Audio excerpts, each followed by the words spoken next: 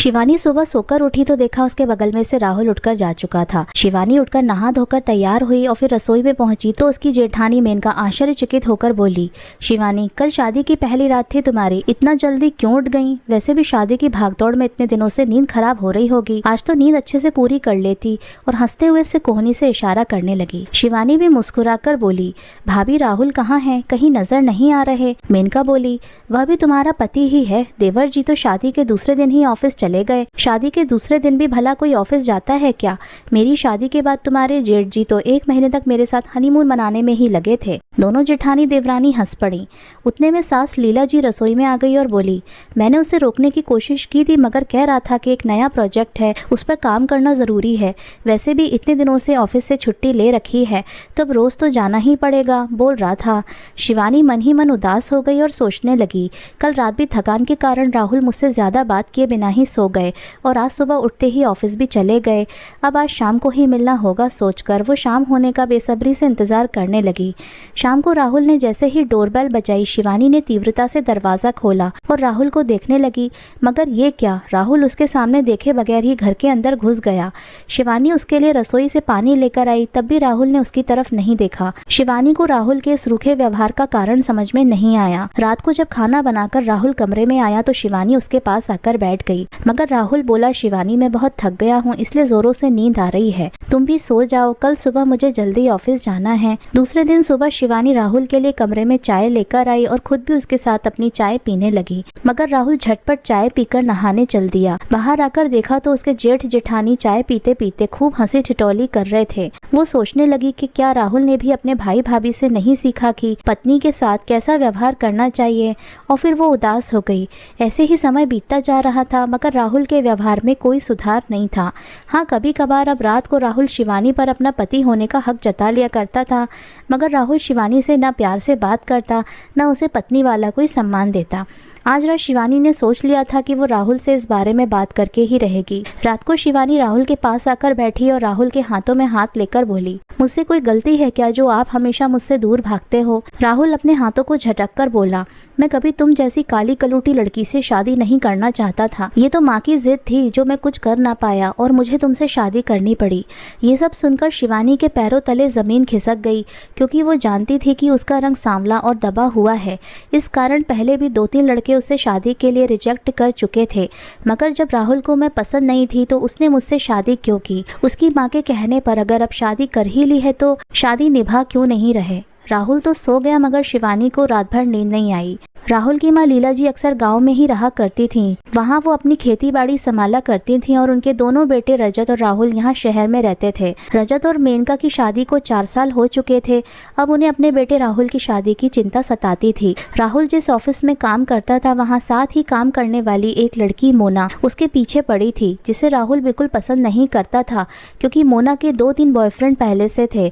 और ये बात जब राहुल ने अपनी माँ से बताई तो लीला जी सोचने लगी, उनका बेटा भी कहीं मोना जैसी लड़की पर फिसल ना जाए, इसलिए अच्छा होगा कि उसकी शादी ही करवा दी जाए। इसी बीच उन्हें राहुल के लिए शिवानी पसंद आ गई। राहुल जो कि अपनी माँ से बहुत प्यार करता था, उनकी बात कभी टालता नहीं था।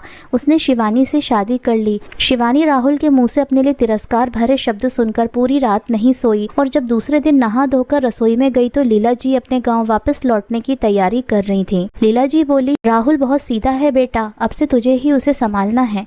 जो देखता है उसे ही सच मान लेता है। वो मुझसे बहुत प्यार करता है और अब मैं चाहती हूँ कि तू उसे इतना प्यार दे कि उसे कभी मेरी याद ना आए। शिवानी सोच रही थी कि आज वो राहुल के बारे में माँ को बता देगी कि राहुल उसके साथ कैसा दुर्व्यवहार कर रहा है, मगर वे तो गांव जा रही हैं, इसलिए शिवानी कुछ भी ना बोली। अब तो लीला जी भी गाँव चली गई थी और मेनका भाभी ज्यादातर किटी पार्टीज और बाहर घूमने जाया करती थी, जिस वजह से शिवानी पूरे दिन मन में घुटकर रह जाती। शिवानी की आज तबीयत खराब थी। वह राहुल से बोली कि उसे डॉक्टर के पास ले जाए, मगर राहुल बोला, मैं तुम्हें पैसे दे सकता हूँ, अपना समय नहीं। शिवानी सोचने लगी कि वो डॉक्टर के पास जाएगी ही नहीं, मगर दोपहर तक उसकी तबीयत ज्यादा खराब हो गई, जिस वजह से वो अकेले ही डॉक्टर के पास चली गई। लौटकर उसने देखा कि राहुल उसकी भाभी मेनका के साथ खूब हंसी मजाक कर रहे थे। ऐसी हंसी मजाक उसने कभी शिवानी के साथ नहीं की थी। शिवानी को ये देखकर जलन होने लगी और वो अपने कमरे में आकर राहुल से बोली, भाभी से इतने हंसी मजाक और मुझसे प्यार के 2 बोल नहीं बोले कभी आपने। राहुल बोला, कितनी खूबसूरत है मेनका भाभी, दिखता नहीं क्या तुम्हें? तुम लाख गुना मेकअप भी कर लो तो भी उनके जैसी खूबसूरत नहीं दिख सकती। शिवानी आज ये सुनकर और उदास हो गई। अब तो आए दिन राहुल उसका बात बात पर तिरस्कार करने लगा था, लेकिन वो कर भी क्या सकती थी। राहुल पर तो उसकी बड़ी भाभी की खूबसूरती की पट्टी जो बंधी थी। 4 दिन के बाद शिवानी का पहला करवा चौथ था। इस बार उसने ठान ही लिया कि वो भाभी जैसी खूबसूरत बनकर रहेगी, इसलिए उसने नई साड़ी, नई ज्वेलरी सब खरीदी और करवा चौथ वाले दिन खूब सज संवर कर राहुल के सामने गई। छत पर जब राहुल को शिवानी ने छलनी में से देखा और पूछा कि कैसी लग रही हूँ मैंने ये 10,000 की साड़ी खरीदी है और ये ज्वेलरी देखो, ये भी बिल्कुल नई है। अब लग रही हूँ ना मैं भी बड़ी भाभी जैसी सुंदर। राहुल बोला, शिवानी चाहे तुम 10,000 की साड़ी पहन लो, मगर तुम कभी उनके जैसी सुंदर नहीं लग सकती। तुम्हारा ये सांवला रंग कभी तुम्हें उनकी तरह खूबसूरत नहीं लगने देगा। उनकी बात ही अलग है और बार बार मुझे परेशान मत किया करो, मैं तुम्हारे हाथ जोड़ता हूँ। बोलकर राहुल झटपट गति से छत से नीचे उतर गया। शिवानी समझ चुकी थी कि राहुल उसके साथ शायद कभी सहज नहीं हो सकता, क्योंकि राहुल को अपनी भाभी के आगे शिवानी बहुत फीकी नजर आती थी और तुलना करके इंसान कभी संतुष्ट नहीं हो सकता। शिवानी ने इस तिरस्कार भरी जिंदगी को ही अपनी किस्मत मान लिया। एक दिन गांव में लीला जी की तबीयत अचानक खराब हो गई। राहुल और बड़ा भाई रजत गांव जाकर मां को यहाँ शहर ले आए। डॉक्टर ने लीला जी को 1 महीना बेड रेस्ट करने को बोला था। उनके बचने के आसार भी कम थे। ऐसे में शिवानी मन लगाकर लीला जी की सेवा करने में जुट गई। बड़ी भाभी मेनका तो अपनी किटी पार्टी, अपनी शॉपिंग और अपनी मूवीज में ही समय बिताती थी। वो एक बार भी अपनी सास के कमरे में नहीं गई थी, जहाँ दूसरी तरफ शिवानी लीला जी की हर जरूरत का ध्यान रखती। राहुल को भी ये सब दिखाई दे रहा था। आज मेनका की कुछ सहेलियां घर आ रही थी। मेनका रेडी होकर उनका इंतजार कर रही थी। उतने में उसकी नजर शिवानी पर पड़ी, जो लीला जी को उनके कमरे में खाना देने जा रही थी। मेनका बोली, शिवानी तुम मेरी सहेलियों के सामने मत आना। एक तो तुम पहले से ही सुंदर नहीं हो और घर में पूरे दिन ऐसे बदहवास हाल में घूमती रहती हो तो और खराब लगती हो।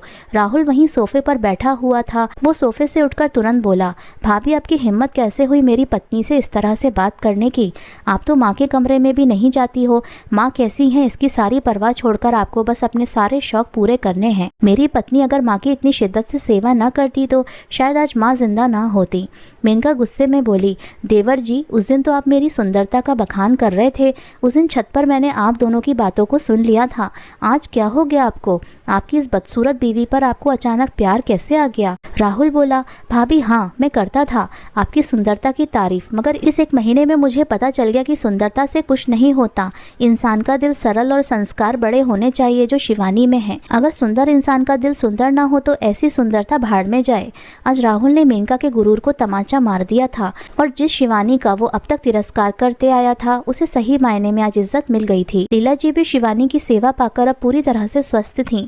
लीला जी को अब तक के राहुल और शिवानी के संबंधों के बारे में कुछ भी नहीं पता था, मगर वे आज बोली, राहुल मैंने शिवानी का सरल और सुंदर मन देखकर ही तेरे लिए इसे पसंद किया था। तेरी बड़ी भाभी के व्यवहार के बारे में मैं सब जानती थी, मगर कभी तुझे बताया नहीं, क्योंकि मैं तो गाँव में रहती थी। आखिर तुझे यहाँ इन्हीं लोगों के साथ रहना था। बेटा सुंदर शरीर तो धीरे धीरे ढल जाता है, मगर सुंदर व्यवहार कभी नहीं डलता। दोस्तों, बाहरी सुंदरता का कोई मतलब नहीं जब तक कि हमारे विचार, हमारा मन, हमारी आत्मा शुद्ध ना हो। आज की कहानी आपको कैसी लगी हमें कमेंट करके ज़रूर बताइएगा। तो दोस्तों मिलते हैं आपसे अगली कहानी में। आपका बहुत बहुत धन्यवाद।